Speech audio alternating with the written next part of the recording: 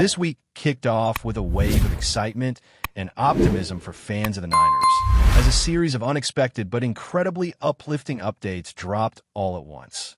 Whether you're catching this at work, on your commute, or just looking to stay informed, there's a lot to unpack. And trust me, it's the kind of news that can flip your entire outlook on the upcoming season.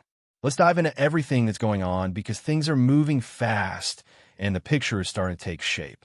First off, we've got a major development with the quarterback situation.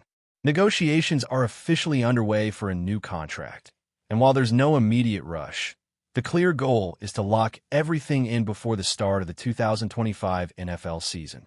The information we're getting is credible and closely tied to people who are monitoring this deal as it unfolds. Now, you might not agree with everything being said out there, but what's clear is that there's real movement behind the scenes.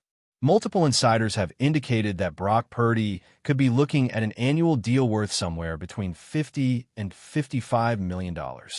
That's a serious number, and while it might sound eye-popping at first, once you consider the rising salary cap, it starts to feel more like the modern-day equivalent of $45 to $50 million. In other words, it's not just a wild number thrown out there. It fits within the current trajectory of quarterback contracts across the league. What really stands out, though, is the contrast between this situation and how the team handled previous extensions. If you remember, there have been other stars whose deals dragged on for months, with barely any concrete updates. This time around, it feels like the team is ahead of the curve. They've jumped into discussions early, set clear expectations, and are shaping a range that feels realistic and mutually beneficial. It gives off a sense of urgency, but in a productive way. Not like they're scrambling, but like they know exactly what they want. At the same time, this isn't just about locking down a quarterback. It's a sign of growth. It reflects a front office that's evolving, learning from the past, and doing everything possible to avoid unnecessary distractions during the season. That alone is worth noting, especially when you look back and realize how much noise surrounded some of the big contract talks in previous years. This time, there's strategy. There's structure, there's progress. And while all that is happening, we're also seeing the first Vegas win projections come out. The number? 10.5 wins. Now, considering the team just went through a rough offseason with key departures and several roster holes still needing to be filled, that line is actually pretty bold. With 17 games on the schedule, that puts the bar at either hitting 11 wins or falling short with 10. There's no such thing as a half win. So it really sets up a compelling over-under discussion. What makes this even more interesting is the schedule. Last year, the Niners had one of the most brutal schedules in the entire league, ranked number 1 in difficulty. This year, according to last season's win-loss records, their schedule is ranked 32nd. That's right, dead last. From the toughest to the easiest in one season. That shift alone could be the difference between squeaking into the playoffs and making a legitimate push for a top seed. Now, of course, these rankings are based on last year's numbers. We all know teams can regress or surprise us. But still, that's a drastic enough change to pay attention to. Just think, last season's schedule looked manageable at first, but ended up being a gauntlet. If this year plays out similarly, then it's fair to expect that 10.5 wins could easily become 11 or even 12. That's the kind of improvement that gets you home playoff games, and maybe even a bye week. Some people are still skeptical, and that's fair. There are question marks. Will the defense stay elite despite personnel losses? Can the offense continue its efficiency with potential changes on the offensive line? But for where things stand right now, the foundation looks solid. And if you got a different take, no problem, drop in the comments. That's what makes this community fun. Everyone sees the game a little differently. And speaking of key players, we need to talk about George Kittle. A recent in-depth analysis has shed light on just how much of an impact Kittle is projected to have, not only on the field, but also financially. According to the latest report, Kittle is set to account for $22 million against the salary cap in 2025, making him the second most expensive player on the roster behind the linebacker at $29.2 million. Now, I get it. Those numbers might cause some anxiety among fans worried about cap space. But here's the thing. This could actually be a great opportunity for the team to extend Kittle and spread that hit out over a longer term. And honestly, I'm all for it. I cannot picture George Kittle playing in any other uniform. The guy bleeds red and gold. He is the heart of this offense and a leader in every sense of the word. Even with all the wear and tear, at 31 years old, Kittle is still playing like the best tight end in the league. The numbers back it up. He had only 2 drops all last season and hauled in 70% of contested targets. He graded out with the highest overall rating among qualified tight ends and has now posted 7 straight seasons with a grade above 84.7. Those are elite numbers year after year. And get this, he just crossed 10,000 career receiving yards for the 4th time. That's 78 catches, over 1,100 yards, and 8 touchdowns in a single season. Across the last 3 years, he's racked up 25 touchdowns. So when people say he's aging out or not worth another big contract, I strongly disagree. Even if he has a down year or picks up a knock, and let's hope he doesn't, he's earned another deal. He's proven it time and again. Look, even if the team decides to let him play out this final contract year, there's no question he'll have plenty of suitors. Maybe the offer won't be as high next offseason, but it'll still be significant. And personally, I want him to finish his career right here. We know the front office is already in talks with him. We know both sides want him to stay. So now, it's just a matter of when, not if. And just when you thought the updates were done, we got some buzz out of the NFL combined that could seriously shape the future of the offensive line.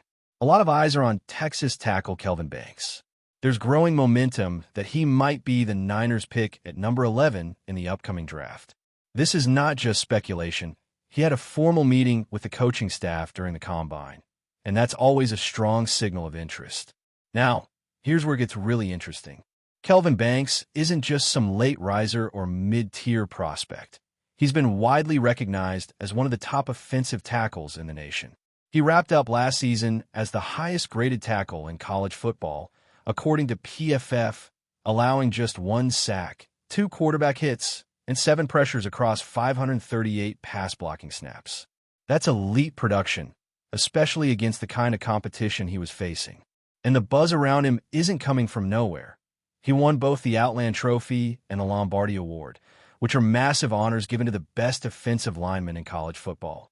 If he ends up slipping to the 11th pick, that might be the opportunity of the draft for the Niners. The team currently has Colton McKivitz penciled in at right tackle, and with him entering the final year of his contract, it's unlikely he'll be around long-term. On the other side, Trent Williams remains one of the best in the game, but we have to be realistic. He's aging, and his cap hit next season could balloon to around $38 million. While we don't have the exact number, it's clear that decision time is approaching. Either restructure his deal, eat that cap hit, or possibly face retirement. From the way things are lining up, it feels like Williams could be entering his final season. He's hinted at it, and if the Niners make a strong postseason run, maybe even lift that 6th Lombardi Trophy, it would be a perfect way for him to walk away from the game. So, with that looming on the horizon, investing in someone like Kelvin Banks now makes a ton of sense. It's not just about replacing McKivitz. It's about preparing for the eventual departure of a future Hall of Famer. Banks fits the profile for this offensive system, especially in the wide zone scheme the Niners love to run. He stands at 6'5", weighs around 315 pounds, and moves like a tight end in space. He's athletic, powerful, and technically sound. What's more, he could easily slot in at left guard in year 1, giving him time to adjust before transitioning to left tackle. That kind of flexibility is gold when you're looking at building out the trenches for long-term success. Of course, the draft is unpredictable. Just because the team had a formal meeting with Banks doesn't guarantee they'll take him. They meet with plenty of players every year who don't end up on the roster. But the level of interest here feels different. According to several draft simulations, there's currently about an 80% chance he's still available at pick 11. Unless something wild happens between now and draft day, the opportunity to land him is real. And the truth is, this might be their only realistic shot at landing a true starting caliber tackle. Most draft analysts agree that outside the first round, the talent drop-off at offensive tackle this year is steep. Even with a favorable second-round pick, there's no guarantee they'll find someone who can develop into a long-term starter. The window is tight, and if they're serious about protecting their investment at quarterback, they'll need to act accordingly. There's also some debate around whether Banks projects better as a guard or a tackle in the NFL. Some scouts believe his footwork and leverage make him a more natural fit on the interior. But from what I've seen, and based on how the Niners develop talent, this is exactly the kind of player they love to bring in. Raw, athletic, high ceiling. Even if he doesn't start immediately, getting him in the building now sets you up for a smoother transition down the line. And let's not forget, Trent Williams was once considered a question mark because of injuries and cap hits too. That turned out pretty well, right? If Banks ends up following even a fraction of that path, it's a win. So keep your eyes on that number 11 pick, because if the stars align, we could be looking at the foundation of the next great Niners offensive line. We're less than 30 days away from the draft now. It's officially countdown time. And if you're anything like me, you're probably checking mock drafts way too often, imagining all the different possibilities. Personally, I try not to obsess over the countdown because it just reminds me how much work there is left to do before we get real answers. But man, I'm ready. I'm ready to see what this front office has planned. I'm ready to see how they address the holes, stack talent, and push this roster to the next level. And one last thing, while the offensive line is a huge priority, there's still plenty of buzz about what's happening on the defensive side. We've talked a lot recently about the difference between interior defensive linemen and edge rushers, and it's clear the team is still exploring both options. There are several players rising up the draft board right now, and the Niners are doing their homework. Meetings, evaluations, pro days, it's all part of the process. But circling back to the offensive line for a moment, I want to stress how rare it is to find players like Banks. Guys with his size, athleticism, and production don't come around often. And if he's there at 11, passing on him might be a decision we look back on with regret. He's the type of lineman who could step into a starting role within a year and be a fixture for the next decade. That's not an exaggeration. It's just the reality of the modern NFL. You need anchors up front, and the Niners have a golden chance to find one. So yeah, there's a lot to watch in the weeks ahead. Negotiations with Brock Purdy, George Kittle's future and possible extension, roster shakeups, draft day strategy, and more mock drafts than you can count. But through all of it, there's one thing that stands out. This front office is not sitting still. They're making moves, evaluating talent, and doing everything they can to keep this window open. Let me know in the comments what you think about all this. Do you think the Niners should take a tackle in the first round? Is Banks the right fit? And how do you feel about the potential extensions for key players like Kittle? There's a lot to debate, and I always love hearing different perspectives. The next few weeks are going to be big. Stay tuned, because things are only just getting started. But before we dive in, don't forget to subscribe to 49ers Zone and hit the like button on this video.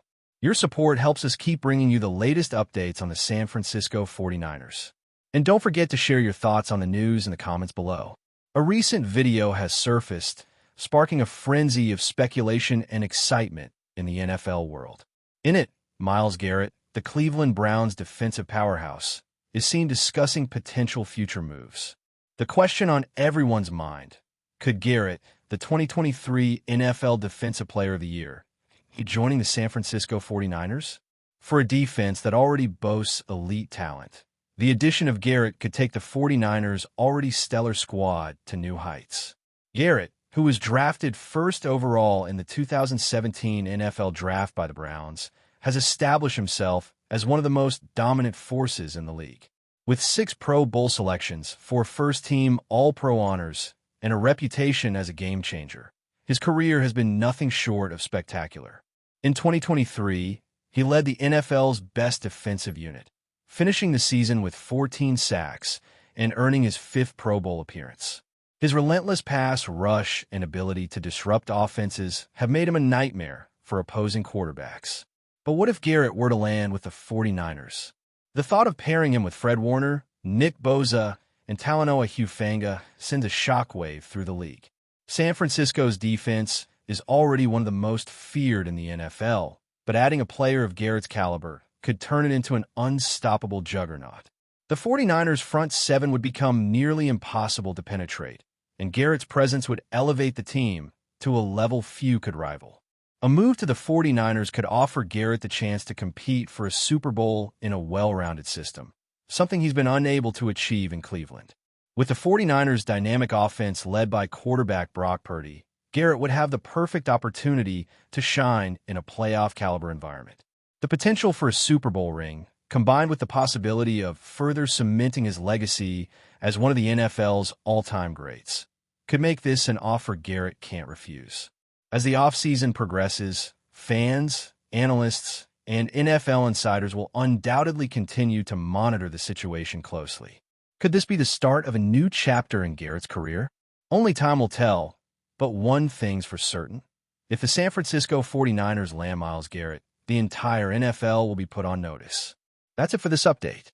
If you enjoyed the video and want to keep receiving exclusive news about the San Francisco 49ers, make sure to subscribe to 49ers Zone and give this video a like. We always look forward to hearing your comments and opinions. See you in the next video.